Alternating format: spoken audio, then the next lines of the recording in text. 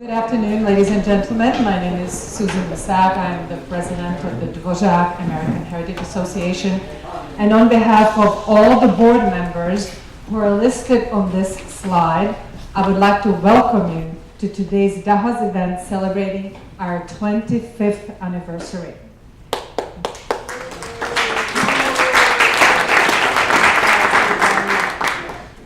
We will focus on the early days of DAHA and on the impetus that led us to found the organization. In 1989, the house in which Antonín Dvořák lived when he was the director of the National Conservatory in America was sold to Beth Israel Medical Center, which planned to demolish it. This resulted in an outcry and an attempt to save the house. Today, we will review the details of the battle that the founding members of DAHA and others were facing in trying to landmark the Dvořák house and thus prevent it from being destroyed. We have here a distinguished panel of individuals who were involved in this process. In addition, today, we will also be honoring Jack Taylor, who led the fight to save the Dvořák house on behalf of DAHA and who guided the organization in its early years.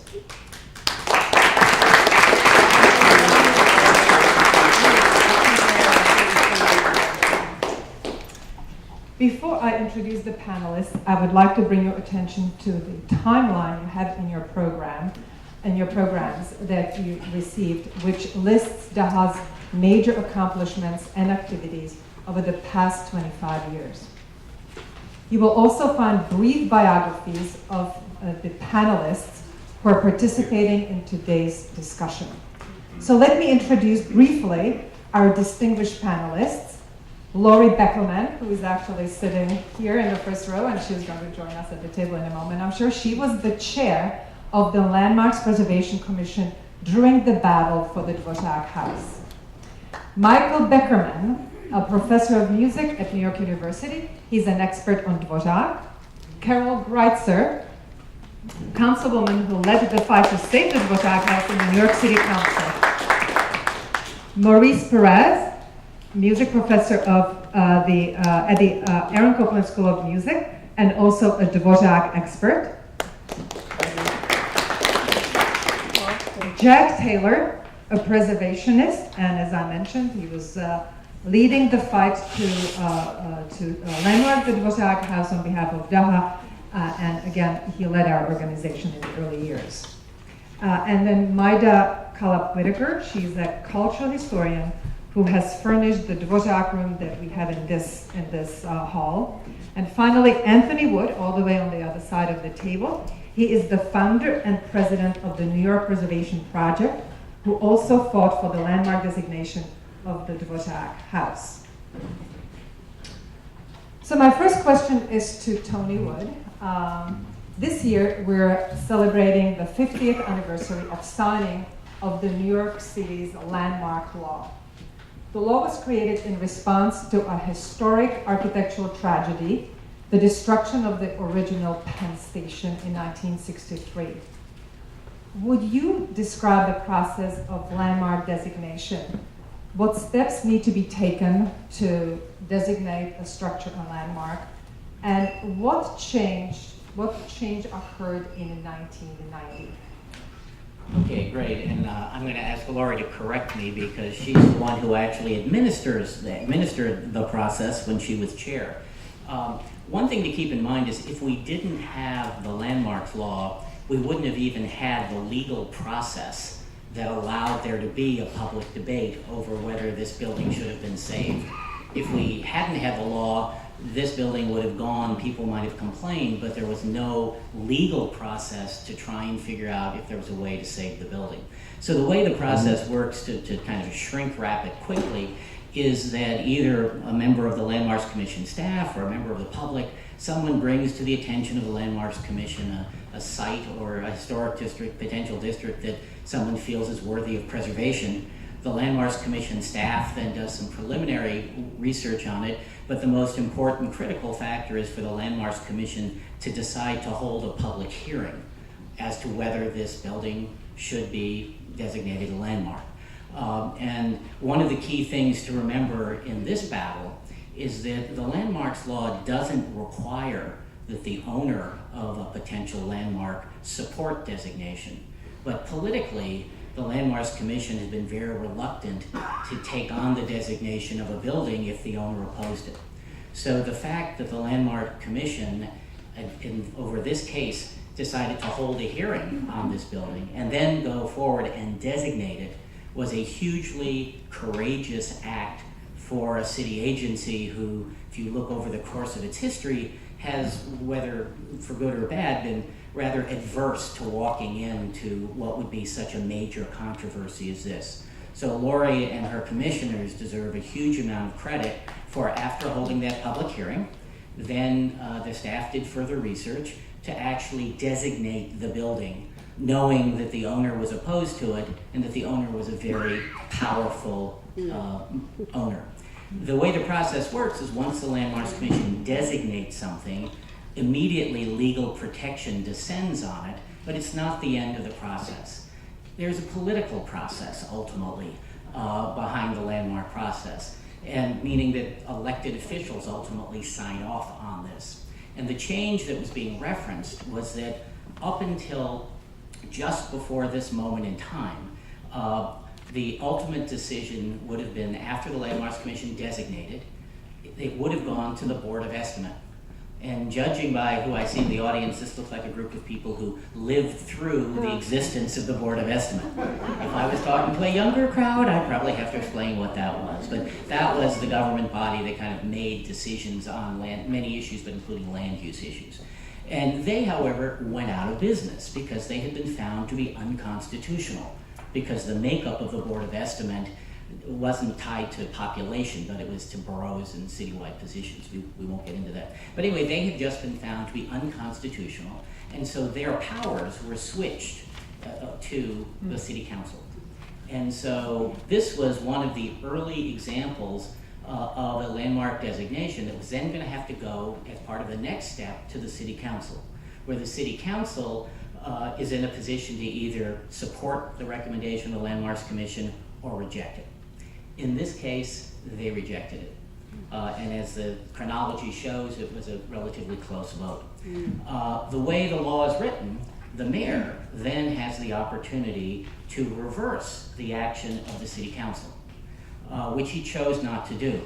However, that's not the end of the story in the law. The city council has the ability to then override the mayor by a 2/3 veto. So that's actually would have been the end of the story. We didn't get that far because in this case, the mayor was voted down by the city council and let that be the final action. And so with the city council turning down the designation, that was, as I say, very courageously advanced by the Landmarks Commission. And this is a key moment because this was the city council, one of the early examples of the city council taking on their new authority. And so there were a lot of concerns about not wanting the council to start this new authority by by in a sense overturning the Landmarks Commission. Nobody wanted them to develop that as an ongoing habit. So it was again very courageous for the commission to go forward and designate it. And I think that, to me, that's one of the most important pieces of this process, was that the Landmarks Commission did what it was supposed to do. The political process went forward, and the political will wasn't there to save the building, but the commission had recognized its historical and cultural importance. Thank you very much, Tony. What I would like to do now is I would like to backtrack a little bit and go over the details of this process that Tony just described. And I would like to first turn to Jack and ask him how he found out about the house. In 1989, the house was in private ownership, and it was sold to Beth Israel Medical Center. And Jack, when did you learn about this, and why did you get involved in this designation battle? To be terribly parochial and neighborhood savvy, shall we say. The Dvořák house is about 2 blocks from where I've lived for 50 odd years. I considered it something that was should be saved. And then I discovered that the New World Symphony was written in that house, which I'd never known at that point. So it was a neighborhood icon that I felt should be saved, and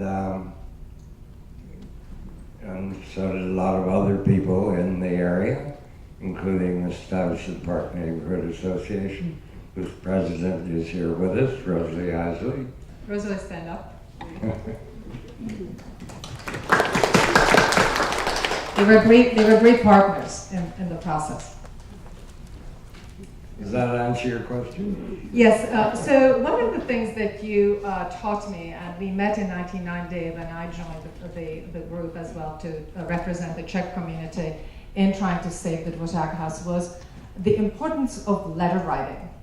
And so tell us a little bit about why you thought that was important. And I will show you here a partial list of the supporters of those who had written letters. This was in 1990, 1991, where we were not communicating through emails, but people actually had to write letters, put them in an envelope, put a stamp on it, address it, and send them to the Landmarks Preservation Commission, and also, I think, others to City Council, and also to Mayor Dinkins. So this is a list that includes Václav Havel, the president of Czechoslovakia at the time, Yo-Yo Ma, and you can see Miloš Forman, the film director, Kurt Mazur, there were a number of conductors. There was Archbishop of Prague, who had written a letter, Brendan Gill, Ambassador Eduard Kukan, who was at the time ambassador of Czechoslovakia, and then many, many others that you can see on this list. So the letters were written, and they were written to the Landmarks Preservation Commission. So Laurie, when you receive these, oh, and by the way, Maurice, why don't you interject here also in terms of the musicians? How did they react when they learned that the house was threatened? Well, I may be the first musician who realized it was threatened. I had done a lot of work in American music, history of Gershwin's Rhapsody in Blue concert. I did a series for Carnegie Hall, which involved the music of Ellington, Will Marion Cook, and all roads led to Dvorak. So one day I said, I want to go and see the Dvorak house. And I walked down 17th Street, and there's a sign which either meant renovation or demolition. And I called the hospital and told them I was a musicologist. I'm not. And I came with a camera, and I went into the apartment, and I came out saying, this has got to be saved and rescued. The New World Symphony, the cello concerto, the biblical songs, humoresques, I mean, and all the people he met there and so forth. So I looked around, searched around, and I found Jack. I found your organization. And so I started organizing musicians behind it. Wynton Marsalis, Bill Warfield. I want to mention that Bill Warfield sang Going Home to the city council the day that they voted us down. And what came out was an immense love for this man. He had an immense spirit which seems to have survived the ages, not survived, but continued through the ages. And he brings together people. The black community has great, great passion for Dvorak because he was so correct in saying that the future of American music will be based upon the black. He said this in 1892, published in all the newspapers, argued against by all the American composers and European composers, but boy was he right. And so that's why some of these jazz musicians came forth, and we put together a concert at St. George's to try to raise money for Save the Dvorak House. It became a very bitter time for me. The other musicians on the other side was Isaac Stern, who the hospital got, I presume, through the Jewish connection, and Stern in turn got Yitzhak Perlman to say, we don't need the house, we have the music. This is the man who saved Carnegie Hall. We don't need the house, we have the music. And so the battle lines were drawn. And I did go to that city council meeting, it broke my heart. And I stayed with Daha ever since. I've been fortunate to be able to conduct for them and to conduct in this building. I wonder if in the end, all's well that ends well.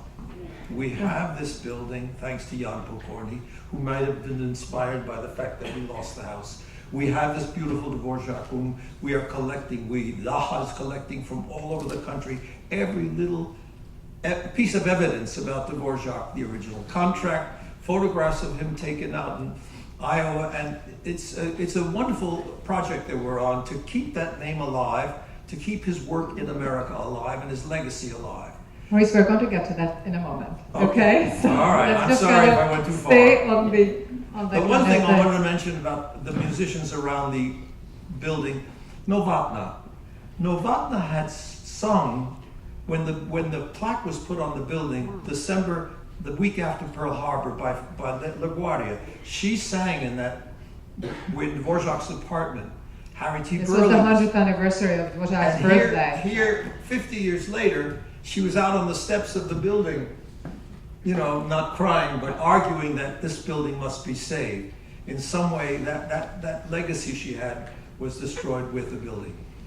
Jack, I want to get back to you about what was Beth Israel's Medical Center's plan? What were they planning to build on its site? Thanks to, I think, $1 million request from the estate of the artist Robert Mapplethorpe. They were planning, they said, an AIDS residence facility. As you all perhaps remember, that was at the height of the AIDS epidemic, and that was what Beth Israel said they needed the Dvorak house for, in spite of the fact there were any number of other properties almost as nearby that were available at the time. But some of us at any rate feel Beth Israel wanted to advance its real estate interests in the block closer to the hospital itself. So Beth Israel was planning to build there a 28-bed facility. Many, both in the gay community, groups like ACT UP or Gay Men's Health Crisis, felt that the structure would have been much too small, not really adequate to really provide proper services for those who were needing it, those who had HIV/AIDS. Nevertheless, because of this grant that Robert Mapplethorpe had bequeathed to Beth Israel, he was himself hospitalized at Beth Israel Medical Center, and he died in 1989, and his estate had bequeathed $1 million to Beth Israel Medical Center, and the Beth Israel Medical Center felt it was certainly easier to fight us politically if they would use this as a way to fight it. So anyhow, Laurie, so you have received all these letters. Many have really urged you to have the courage and to designate the Dvorak House as a cultural rather than an architectural landmark. Just tell us a little bit what was going on in the Landmarks Preservation Commission and how you thought about it and how you approached it and why you designated it a cultural landmark. I would be glad to. Before I do that, I don't want to embarrass her, but I have the great good fortune to have another commissioner here with me today, and that's Sarah Landau. Can you hear me now? I just wanted to say that Sarah Landau, who also served with me on the Landmarks Sarah, can you stand up, please? Is here with us today. A great person, but maybe the city was a little different then, if you recall. We weren't in great shape, not a lot of development going on. Mayor Dinkins, the first black mayor. And I also always thought that if you went into government, you did something, you were there for a reason to do something. And it wasn't about playing it safe. And I recall when I did start getting the letters and getting to know Maurice, and I knew Jack before that because of Ladies Mile, that we had to do something. And knowing that cultural landmarks they still are not well understood. And if you look at the commission, it's now still celebrating its 50th anniversary. Maybe Tony can recall, because I don't know the number, but there are so few individual landmarks that are designated because of cultural reasons. Because people don't know how to interpret it. One, for example, that hasn't been touched, they still can't figure out is Tin Pan Alley. Oh, yeah. The idea that we're going to lose most of those buildings. She is. But what did come out of it, I knew that, at the time I didn't know what was going to happen, that the mayor would not overturn it. I knew that knowing that there was a new council, and I hope that this wonderful woman to my left, Carol, will talk about it, because she was very brave and very much alone. And the leadership of the council, which you'll go into, I hope, wasn't necessarily in favor of anything landmark. And there was a tremendous feeling that here again, if we were to designate it as a landmark and be overturned by the council, that this was going to set precedent and give them real power. And I remember saying that we don't take this on seriously and move this. And I wanted to move it faster than we did, but I was concerned that I felt that we had to show some respect for the hospital, sit down with them as often as we could and see if we could get them to change their mind. And the firm of Beyer Blinder Bell actually offered their services. I don't know if you remember that, Jack. No. And we did come up with a plan, and we could have had that many beds in that building. And Jack is right, what they wanted to was expand.